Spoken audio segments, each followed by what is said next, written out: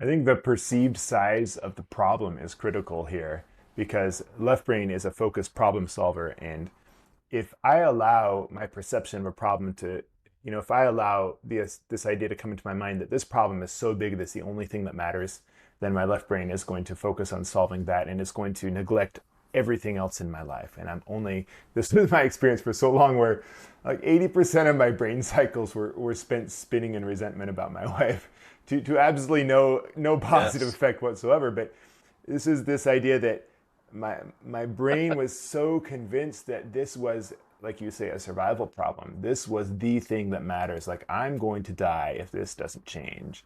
And so, left brain is like, well, then, this is the fire I have to build. This is the house I have to construct. This is the elk that I have to hunt and kill to feed my family, right? Because the left brain is about Yes. solving these survival critical problems. It's about how do I manipulate the environment so that I can survive? That's what the left brain sees everything like. And I like how you described it as a big problem solver on a small board, because the left brain, it's always a small board because it only ever looks at a tiny piece of reality. So I'm Hmm. building this house, I'm making this fire, I'm crafting this tool, I'm killing this animal.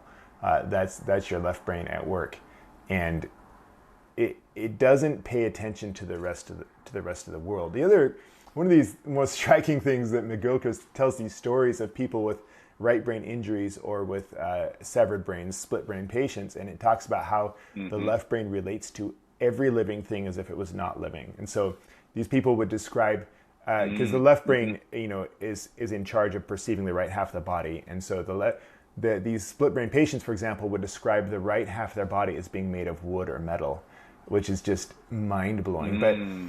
that Hmm. is the way my left brain Hmm. also perceives my wife, as some sort of machine.